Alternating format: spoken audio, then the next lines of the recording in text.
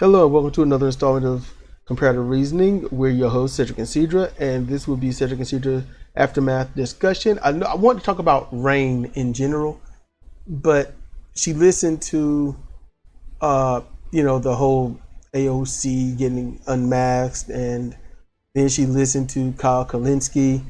Uh, so I guess what I just like, what did you get from my setup, and then what he talked about, and then the bridge to that, the learning of the Overton window. If you could explain all that and stuff. And if y'all hear any clicking, that's because I am putting back together a DualShock controller. And if you hear any throat clearing, that's me because I'm battling a cough, So a cold exacerbated cough. This is us chilling. Temperature. So we're gonna talk casually and chill as if I'm not recording. That's the goal. I don't know if it's gonna come off too well, but if you got to turn us up, sorry. I'm just not going to be trying to project or anything like that. I'm just chilling. So Cedric referenced it a while ago about AOC basically changing her spots. I don't know if her intent was to be a rock star, but given her age, the ability to go on Twitter and burn came naturally to her. In a previous recording, I talked about what I call the merry-go-round effect, where once you get into office, whether it's whether it's a representative or a senator, hell, you could be mayor or city council. Once you step onto the merry-go-round, you're holding on for dear life to survive, and what you're holding on to is the principles that brought you to the dance. But the faster the merry-go-round goes, the harder it is to hold on to those principles that brought you to the dance, and you are more likely to get sucked into the machine of compromise and go along to get along. And so, unfortunately, AOC has been maybe sucked into the compromise of go along to get along. And one reason why I say maybe is because it all depends on whether or not it was her intent to do that to begin with, because we don't know. So she it's in the middle of a pandemic, of course, and I agree with what Kyle said and his breakdown of everything, that if you're going to push for universal health care, this would be an opportune time, because it's the perfect storm of sickness and death and people losing their health care. And what would be a solution to a lot of this? Universal health care. So it would be foolish to not take up this fight now. But the Democrats don't want to fight this fight. They want the status quo because they get paid. So Cedric did the setup to explain how basically AOC has drunk the Kool-Aid and is not fighting for what one of the issues that this country needs, which is universal health care. And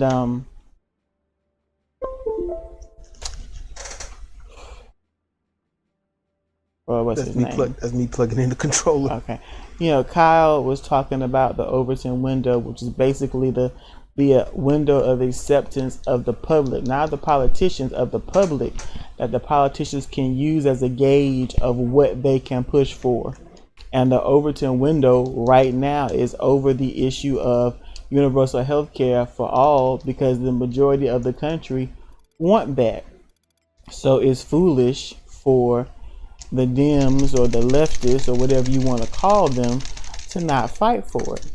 And and when it comes to getting anything done, especially with the people running it, short of a bloody violent coup where everyone gets eliminated, I've never been able to think of anything that would work. But Kyle talked about public pressure, meaning, galvanizing people to call their congressman, and not just, a few thousand, like hundreds of thousands of people calling their congressmen or their representatives and flooding their office with messages, angry messages about the fact that, they've lost their health care, or there are people who've never had health care. There are people who are dying, and the people who are sick who can't get treatment because they don't have insurance.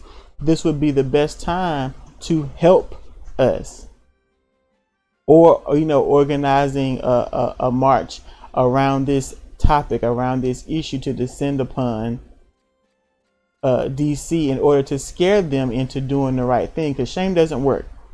Scaring might work, but after you do that, you have to take the next step. So earlier, I believe it was earlier this week, Sedrik sent me a video from Ring of Fire where Farron Cousins was talking about people not holding the people that they vote for accountable. Like, we don't hold politicians accountable. Once, the politicians get out there and they shuck and jive and say everything they got to say and kiss the babies and shake the hands and pat the bottoms to get you to vote for them. And then you do, after they tell you all these things they're going to do, and then they get in there and they don't do shit. And we need to hold them accountable.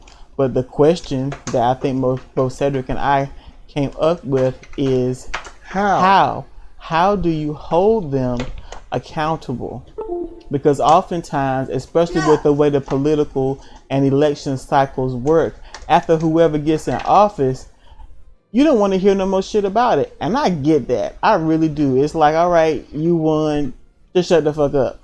But the problem is they shut the fuck up and they don't do anything. And then you find yourself in the same song and dance in 2, 4, or 6 years, whether it's a representative, a president, or a Congress, or a senator.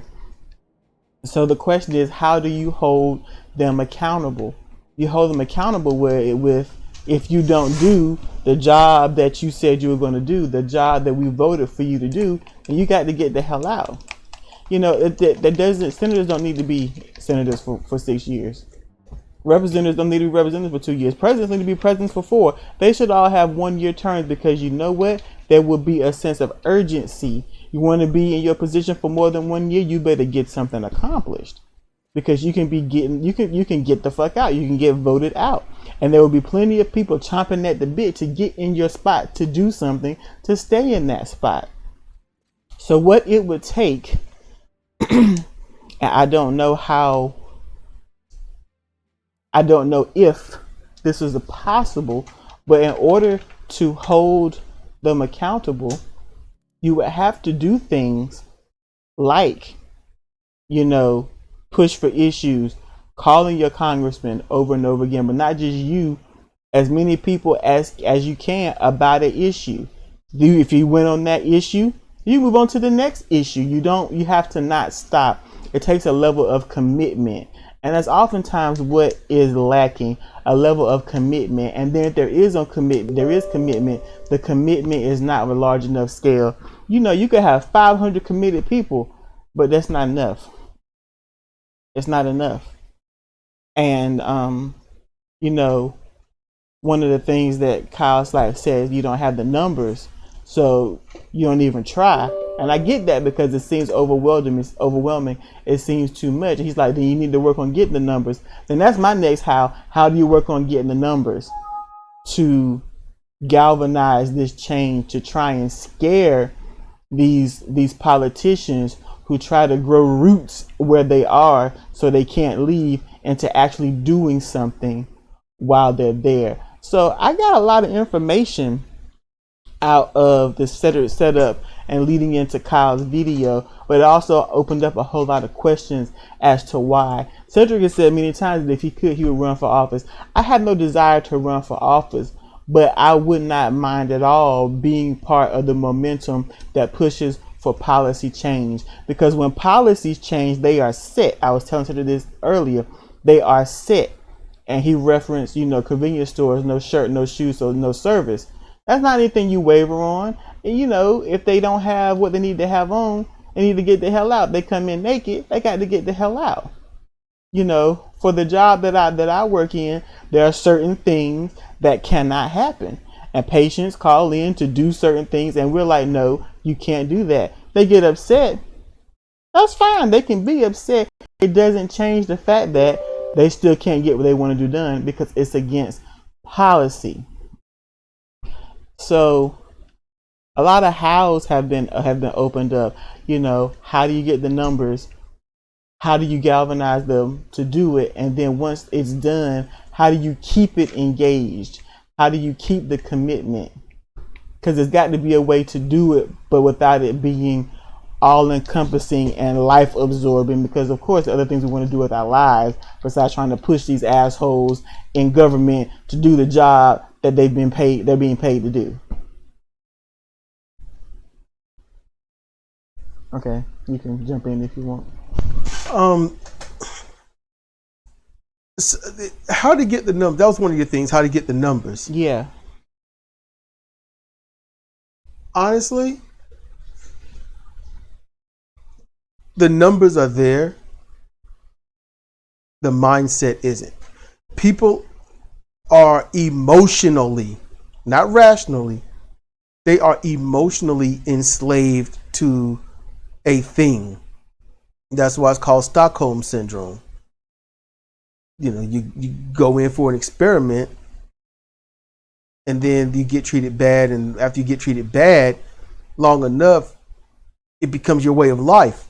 And when someone tries to remove you from that way of life, they become the enemy. And you fight tooth and nail to retain the messed up life that you have. So this is centuries of a messed up life that people have. And centuries of the well-to-do and higher contributing to messing up other people's lives. It's the haves versus the have-nots. Whereas actually the haves and have-nots versus the awakened. Not the woke. Woke people don't get it. They really don't. They're more concerned if you call somebody a he or a she. They're more concerned if you are speaking on behalf of equality, but not enacting anything of equality. That's what I've noticed. Say the proper pronouns, respect someone's gender.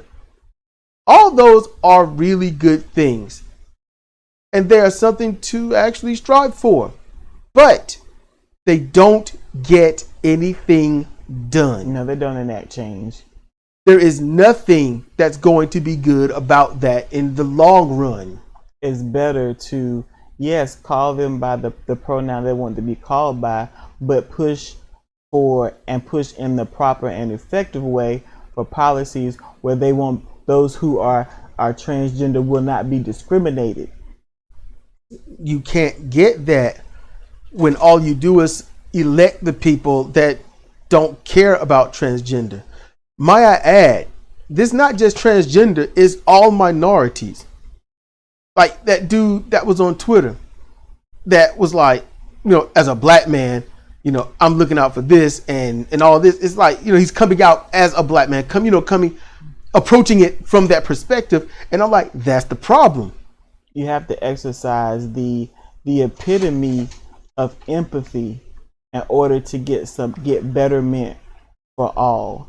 And that epitome of empathy is what a lot of people lack because they fall back on their tribalism. But to me, you can't be a black person and not sympathize with discrimination against other minorities. That's where it fails. It's like, how are you going to be black? Someone that's talking about equality and reparations and slavery, but then be one of the same people beating on someone that's transgender. It makes no sense. We don't choose to be black. We're born black, and we have to deal with the hand that we're dealt. And these people, they're not choosing to be transgender. Let's get that straight. They are legitimately trying to set right in the mirror what's in their head. Just like you don't choose to be homosexual. I mean, think about it. Would you choose to be oppressed and ostracized and abused? No. No one would choose that life. I'm going to choose the lifestyle that's going to get me murdered. Yeah, but you know, please, if you're not true to yourself, then you're gonna have a just a suck ass existence. It just is. And there have been too many people who had to fake the funk for their entire lives with nothing but regrets, just so they could actually stay alive in a life they don't want. No one should have to live that way. You know, so if you are a minority, you should be able to empathize deeply with someone just trying to live. What are they trying to do? Trying to live and have their own little hopes and dreams and aspirations just like you. If you can't, you know, hear about a transgender woman being abused or murdered just because they're transgender, just because they're walking down the street, there's something wrong with you. If you can't feel deeply about the fact that, you know, immigrant Latina females are being sterilized, having forced hysterectomies, I mean, that's it. They can't reproduce anymore. That being forced onto them. If you can't sympathize and empathize with that, especially with the history of the medical abuses that African Americans have suffered in this country, there is something wrong with you. You are very much a part of the problem.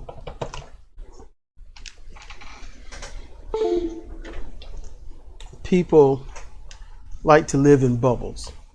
I've got, like I said, you know me, our discussions outside of this, you know, I've got a lot of bubbles. And when I explain them to you, you're kind of like, I see where you're coming from, even though that bubble needs to be burst crazily, but I see where you're coming from. Mm-hmm. You know, so, like, you know, the whole women's empowerment and all this about women and for women and all this is, I'm just like, what? There's a lot. And I get it, but how I grew up, I see it, it's almost like a facade, you know, things like that. But there's so many micro wars. I can't even say battles, because a battle kind of starts and goes away. Mm-hmm. War is a series of battles until one side loses, and that doesn't mean the other side necessarily win either. Yeah. So there's so many micro wars going on and these wars are carried over by the most hateful people. These hateful people, and you know who they are. They're on the Republican side primarily, but they're also enabled and bolstered by the Democratic side. And then you got those that's trying to be progressive. Those are the ones that are like, well, you know something? I don't like either of your sides because you're screwing it up and you're hurting everyone. And then what did those other tribes do? They jump on the ones that saying stop hurting people. Both of them will join together to keep the hate alive. That's what bugs me. And that's how I see politics. You've got two sides. Your tribes, you're a Republican, you're a Democrat. Well, I'm a Democrat, but I don't agree with people like Nancy Pelosi. I can't stand her, yada, yada, yada. Okay, then, what are you going to do? What are you going to do? Are you going to change your vote? Are you going to vote for progressive people? Well, I heard about them. Okay, see, now you're fucked. That's how I see that. If you're not going to do a tiny amount of listening to, so like, I've unsubscribed from a lot of progressive stuff because they're not progressive. They're progressive in name and in verbiage and ideology, but not in action. It's more like they talk progressive, but they are not progressive. You know, it turns from, hey, let's start this thing that would get something amazing. They start it, hype it, and it goes quickly from this is a movement to let's only talk about the people we think are cool within this thing. And then the thing stalls out. They don't push forward anymore. Then they create things that contradict the first thing, trying to get other stuff done. So they make their own micro wars that contradict their own battles. And it's like, I realize they're not going anywhere. And you want to get the numbers. How do you get the numbers? You legitimately sit down and try. I know it's hard. Try to remove the personal feelings, annoyance, and anger about it. That's the hard part.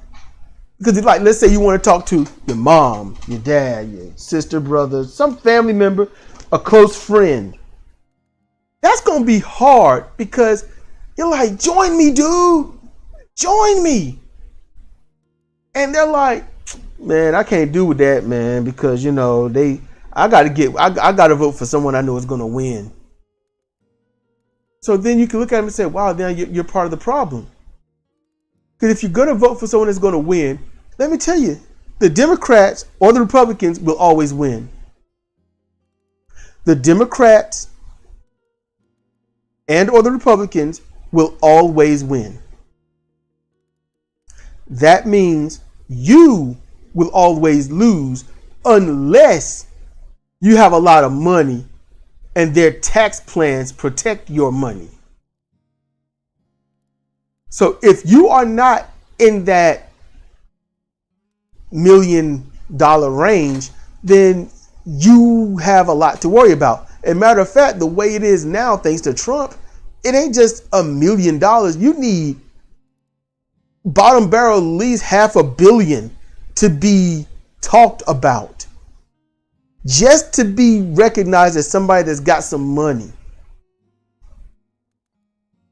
So the mass majority of the country has everything in common, but they won't vote for the uncommon parties. Now me, I would rather have a actual progressive party. I would rather have I don't care if you want to call it a communist, a socialist, a commie social, a social commie. I don't care. If it's forward thinking, if it's for the people, if it's anti-greed, anti-corruption, anti-fascist, if it's pro-fact, pro-research, then I'm pro that because it agrees with me. And we now know at bottom barrel least 70 million out of 320 million, 70 million people are extremely hateful. And they only want you hurt, dead, or in line, meaning under their control.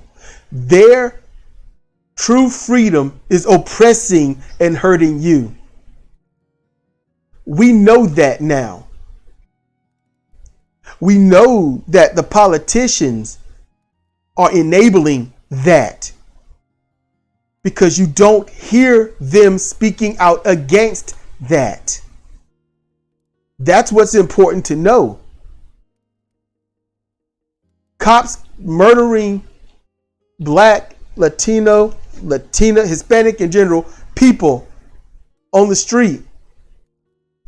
You don't hear politicians talking about it. You don't hear them saying it must stop and we must enact policies now. You don't hear that. But what you hear Republicans saying that their side, those cops and whatnot, need to be protected, giving more money, and they're administering justice. Cops aren't to administer justice. Cops are to keep the peace. They were meant to de-escalate. That's what the policies were implemented in the 70s. Before, cops were just to round up runaway slaves. But these should not. I would like to say that, hey, look, runaway slaves, those cops, those police, those law enforcement, the slave catchers, that's not anything with the people today. So we ain't got to talk about that. The problem is they haven't left that mindset. That's the problem. You're not run away, you're in the way. And you're in the way just because you live. When you can call the cops on someone and they come in and beat you down, there's a problem. When the cops find somebody leaning against the wall naked, holding a screwdriver, not looking at anyone, just mumbling to themselves, and then shoot them and kill them because they felt in danger for their lives, there's a problem. When the cops can shoot someone running away, clearly not holding a weapon or anything, because if they did, they would have used it a long time ago. There's something wrong. They shoot somebody running away, shot and killed someone running away, and then planted a gun on them, planting drugs in the cars. I'm strong enough to come out and say it. Hanging black women in prison, just, so they can't get out and talk about the horrendous stuff that happened to them. But there's no other reason to murder somebody in your holding cell unless they had something to say. Especially when you find out that that person was in the legal system. Getting the numbers is only doable if you have frank, honest, rational, chill conversations with a good bit of street epistemology. That's how you get it done.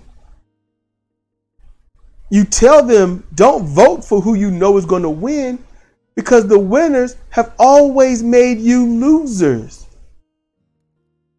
You talk to them. That's what my show initially, what my show was really about? It was about hearing the silliness and the wrongness coming from progressives, and then clearing that up, saying, oh, they're wrong. They're wrong on this. Let me explain why. Because they were sounding out of touch. And I knew I wasn't going to get anyone to listen to me. I knew that only not because of how I really feel about myself. I've been told that for so long, that nobody will listen to you. Nobody's going to listen to you. That's from my parents. And then comment sections, a few people said, this isn't going to get many people because it's such a niche, topic, a niche platform. It's going to be like basically a tiny group of people that will listen. No, not listen, but hear it. That's why I asked for you to share. If I were doing cat videos, you'd share it.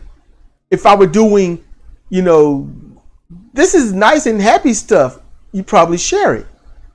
But now, after these years, and you know how I am, sharing, not going to happen. However, I do want to give a shout out to Sunny Secular, because she does at random rare points post what I say on Twitter for others that she follow and follow her to see. So that's exposure.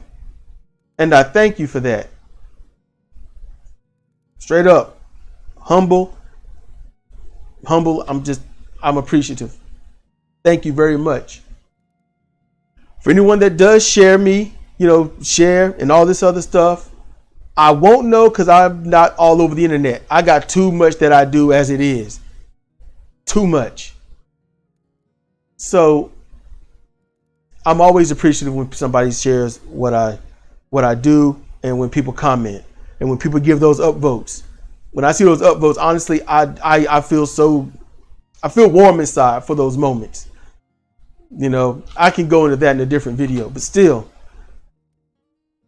I'm always appreciative. So feeling that way about positive change for things about me. People said no one will ever listen to me. Well, that's wrong. People are listening. Nobody's going to listen. Nobody's going to hear you. Nobody cares about what you have to say. That's what my parents would tell me. But I've proven them wrong. And more important than me, you have proven them wrong. And I thank you. Some people just don't have the time to hear me. They don't have the time to listen to me. It's dreary. It's sad. Yada, yada, yada. It's political. It's always this and yada, yada. Here's the thing. Why aren't you that way? Why aren't you taking notice that, wow, things would be better if these positive policies were in effect? Why are you not in that mindset? Because imagine how your life would be if you wiped away any medical or school debts. How much money would be allocated to you if more forward-thinking and progressive policies were, implemented into our country? Well, not our country, but the billionaires' country. Socialism takes the country from the billionaires, if you want to know. Communism would kill the wealthy and the hyper taxes that's going on any one side, whether it's being taken from or given to. Capitalism in general will allow someone to fail, and there's no worming or weaseling out of it. Crony and corrupt capitalism is what we have now. And that means it don't matter where the money comes from. So long as I get that money, I'm going to do whatever I got to do, no matter who of you I hurt. So that's where we are. So you want the numbers, talk to people. Let them know I'm here. Or if you jot down something I say and you like it, I'm used to this. It's been my whole life. You don't have to give credit to me. Just get the message out. Just tell the message. You don't have to say it's coming from me. If you're too embarrassed or ashamed to say that it's coming from me, fine. I'm used to that. It's just hard for me to get used to people wanting this same messed up life. Your parents had to go through it. Their parents had to go through it. You watch them die with nothing. You watch them pass on nothing. And that's all it's been for centuries. We just emotionally love having nothing, complaining about it, fighting amongst ourselves, and then saying, I don't want to talk about it. You gotta, like Sidra said, you got to talk about it. And how do you hold a politician's feet to the fire? How? You elect them. And you can write them letters. You can send them letters, email and whatnot, saying, hey, I voted for you for this reason. Please get this done. That's what you can do.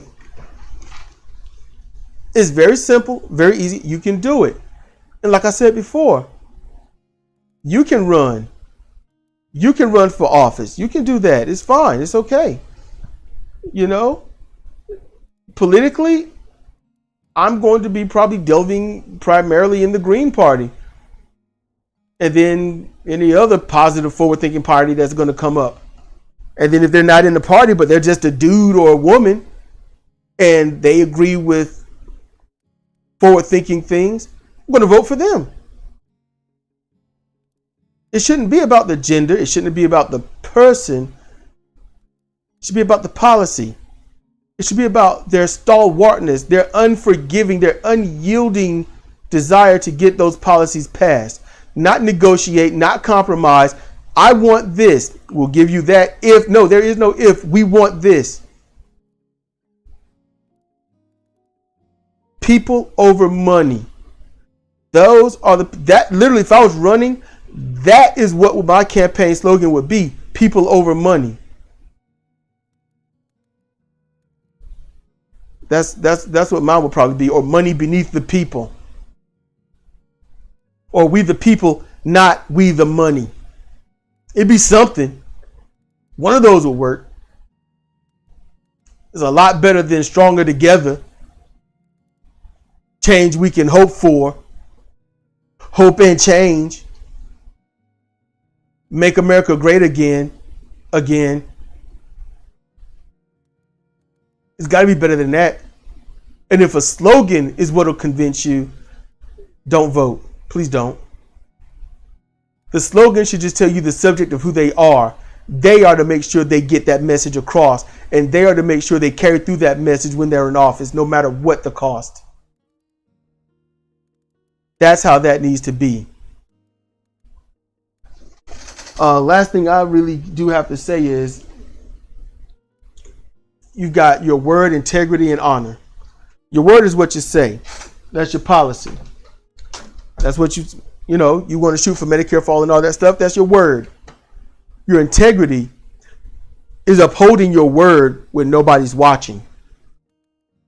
Nobody's watching you. You uphold your word, your policy. Honor is when you uphold your integrity in the face of adversity. And these progressives with Mama Bear don't have any honor. And they've clearly shown they don't have any integrity. And so therefore, I can't trust their word. That's how that should work. We need better people for the people. That's what we need. I wish I could be one of them. But seeing as I've been doing this for quite a few years, and I can only get on average 6 views, I can only imagine how it would look if I was out there actually trying to convince people to live a better life. I can only imagine, because I wouldn't do politics. I wouldn't. This is your life. Politics is a scam and nothing less. You have anything else to say, Sidra? No. I think I covered everything. All right. I hope y'all enjoyed this. This is 36 minutes and plus. Okay, cool. I'm going to work on this controller a little bit more. I tried to just change the controllers and hope for the best. Didn't work. So I got to work on this one. In any case, this has been Sedrik and Sidra Aftermath Discussion. Seriously. Thank you for listening.